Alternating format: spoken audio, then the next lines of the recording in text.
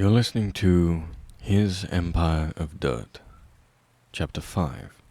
Michael Afton tries to believe in God. They wake up early for church. Both Michael and William are equally exasperated at the idea of sitting on the uncomfortable benches for upwards of 2 hours listening to the ideas that they know are false. Mrs. Afton insists, however, and she even offers him some of John's old clothes to look a bit presentable. He's wearing high-waisted, navy blue pants, a white button-down, a crisp lavender tie, and brown dress shoes. He avoids his glance in the mirror, like he typically does. He thinks he looks a bit too much like his father. William is journaling before they depart. He stuffs it into his desk, rolling his eyes as he and Mike head down the road to the cathedral. "I hate church," William laments. "I don't believe in any of it." "Me neither." Mike staunchly believes in ghosts. He has to. He knows many, too, but will always refuse to believe in a kind of deity that is always looking out for him. A good God wouldn't have let Freddy's be built. Wouldn't have let William Afton even be born. Guess we gotta go through, huh? "Yeah, I don't want to see Mother mad." Mike cannot imagine Beatrice raising her voice, but perhaps her anger results in an even scarier sight. "After, can we go do something fun?" "Yeah? Like what?" William shrugs. "Anything but pray," Mike loudly laughs in reply, and as if proud of himself, William smallly grins. William's parents are there before Mike and William arrive. Beatrice curtly waves for them to join the both of them in their pew. William exasperatedly exhales as the two of them sit beside his parents. The priest is telling some story about the goodness following the war, and every time he mentions the goodness and mercy of God, Mike and Will roll their eyes in unison. Mike pays attention, though, to his grandparents. John's eyes are closed nearly the entire time, and his face is placated for the time that they are in church. His cane is laid on the floor before him, and he's muttering amen under his breath every now and then, even when the priest doesn't call for it. Mike thinks that perhaps he's praying to not go to hell one day when he finally croaks. It would be quite the sight for any of the Afton men to not succumb to eternal damnation when they die, he thinks. Beatrice, meanwhile, continually eyes William from the corner of her eye, her hands tightly clasped together, and she startles at every tiny sound. Mike stares at her when her attention is at the priest at the front of the room. Her sleeves fall down a bit when she lifts them to pray, and Mike notices a bruise wrapped around her wrist. Mike wants to take William and send him far, far away from the Aftons. The surname is entirely cursed. Mike tilts his head, and as the priest calls for them all to pray, he shuts his eyes and sighs. He can't believe in God, but he believes in things bigger than himself. "Hey, Uncle Henry," he thinks, composing himself so that he doesn't fall apart in this church that he already despises. "I hope you're with Charlotte. I hope that you're at peace, wherever you are. I hope that no one is a ghost anymore. I really fucking hope Dad isn't coming back. You might be able to see me. I don't know. But I have a really stupid idea I'm doing right now. I hope it works. I don't know if it will. Maybe I am in hell, and my final punishment is knowing that I never could have saved him." Mike squints at William. The little boy is perfectly mirroring Mike, down to the head tilt and the fake praying. "I want to try, though. He's actually not bad right now. I kind of feel for him. I hope you don't hate me because of that." "Maybe. If this is the past, I could meet you, Uncle Henry. I can save you, too. I can save all of them. I have to try. I have to try. I have to. I have to. He believes in me, after all. Mercifully, the session ends. He turns to William. Amen, he says. And he winks. William chuckles. He really did just sound like a kid. My favourite subject is maths, and my least favourite is history. Dead old people whose names I got to memorise. Mine's probably art, and I like gym class. Do you like to learn, Mike? Not really. More like that, I'm not too good at learning.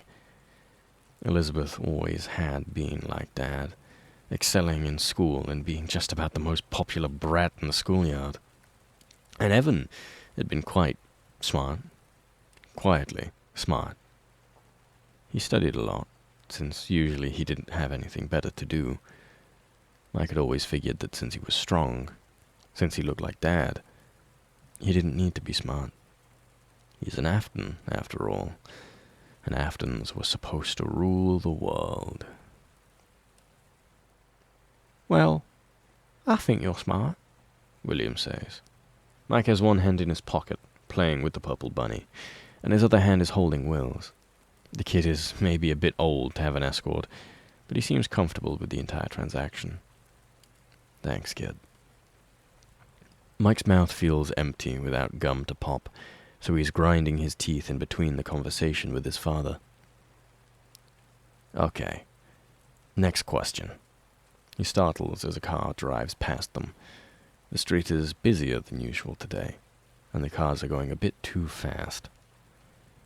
What do you want to be when you grow up? Tall. Mike laughs. Other than tall. For work, I mean. An inventor! Then, he takes a moment to reconsider. I want to have a lot of money, so that my family can afford a good shelter in case the bombs come back. Mike ponders an even tinier William Afton, huddled underground, listening to London being bombarded, wondering where his father, who does not yet use a cane, is.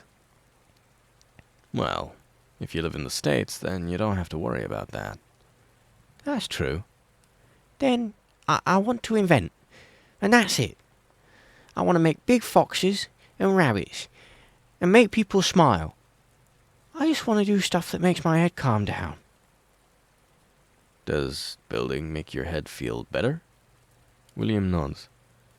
Then you should keep building. It'll be good for you if you make things that make people smile. Right. I just want to make things and be decent. The statement floors Mike, and he almost stops walking. That's really good. Well, really, really good. Cars keep buzzing by as they made it to 93 Hare Street. Ready to go in? In a minute. I like this weather. The clouds are about to break out in thunderous rain. Could you get us an umbrella so we can stay out longer? Sure, kid. I'll be right back. Mike ruffles Will's hair. You can imagine that he has always been a good brother, and that Evan is okay. And heads inside. Again, as if they have teleported, Beatrice and John are in there, having beaten the two Afton boys by at least a few minutes. Hello?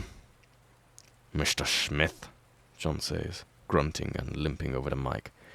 We need to have words. Yeah? Mike grabs an umbrella off of the hanger and eyes the door. What about? The hell are you telling my son? Mike startles and shakes his head.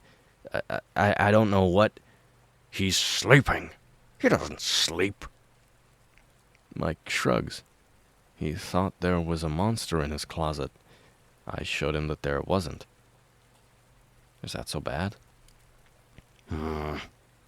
John glares at him, and Mike isn't sure what the problem is. And then the reality slowly dawns on him.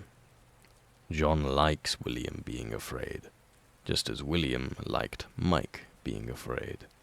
Scaring Evan was easy, and Dad occasionally doted on Elizabeth. The favorites of the children ranked Liz, Evan, Mike, with a large gap between second and third place. That left Mike to be afraid of his dad's wrath, and Dad fucking got off on it. It probably made him feel big the way that John feels big when he uses his cane. I think you ought to be on your way, Mr. Smith. The hell you... Don't raise your voice to me, boy! John snaps. We'll lodge you for the night. I want you out of here by Monday afternoon. Mike looks to Beatrice for assistance, but she offers none, staring out of the window. Had she not run the idea of him being hired by John? Was John blindsided by the entire affair? Mike scoffs and shakes his head. You've got no idea what you're doing to him, do you? What, did your old man beat you too? John's face contorts to a sneer. You know what? Eh? Out by tonight. To hell with ye! Likewise, Mike snaps, and he walks out of the door and slams it behind him. Mike stops. William is in the middle of the street, poking something with a stick. When Mike moves to the side to get a better angle, he realizes that there's a dead rabbit in the road. The roadkill is fresh, and the rabbit's hind legs still kicking. William is poking at the thing's chest and stomach, consumed by curiosity. Where Mike would see the sight and probably puke or flee at such a young age, William, despite hating dead things, is utterly transfixed. Mike watches with horror as William Afton pets the rabbit on its head, and then the boy moves to squeeze the rabbit's neck, and an odious smile smears across the little kid's face like oil spreads in water. Well, Mike breathes, and despite how quiet his voice is, William perks his head up. The smile falls from his face like a body from a building. Well, there he is.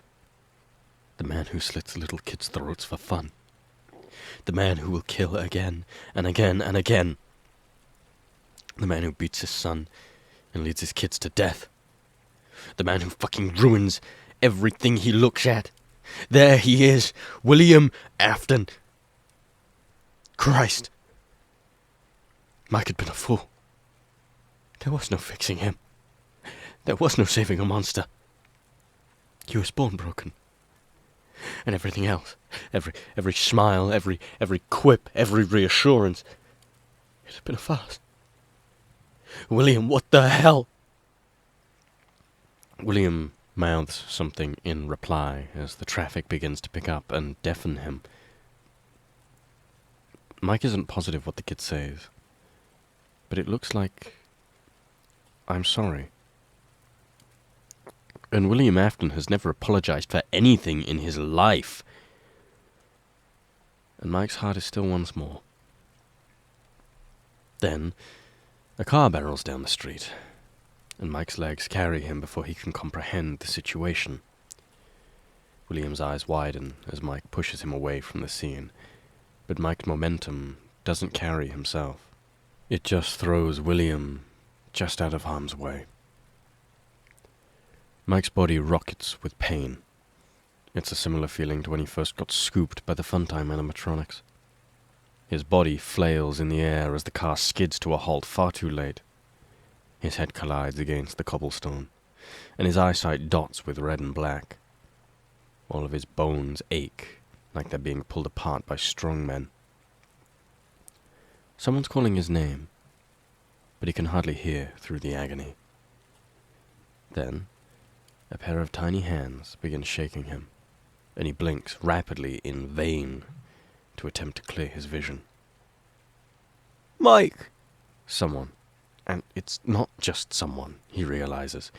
It's William, cries. Mike! Mike, are you okay? He wants to grunt out, "I'm fine," but he can't. And when his hands shake into his view, they're dotted scarlet. Oh, shit, Mike thinks. And it's a meager thing to think right before he could possibly die. But he can't manage anything else. Mum, help Dad, please. He's hurting. He's bleeding. Will.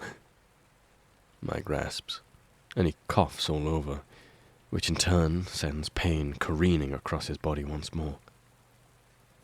Will. Mike. The promise. Mike, don't think about that right now. You're hurt. Promise. Will's tugging at Mike's shirt, trying to get him to lift his head. But his hands are too small, and he's just not damn strong enough. I promise. I promise, Mike. After what seems like an eternity, a couple of strong hands loads Mike onto what feels like a stretcher, and with the promise, maybe it's okay to die. Maybe he'll just have to trust that William will follow through with his new ideals. Between losing consciousness, though, there is forever William Afton's voice. One from the future, denouncing his son. You are such a fucking disappointment, Michael. One from the present, the past, crying out, Why would you save me? Mike, are you okay? Please, Mike. Mike tries to believe in God for another moment, because he realizes, as darkness overtakes him, he really doesn't want to fucking die. Really, for the first time in a long time, Michael Afton enjoys being alive.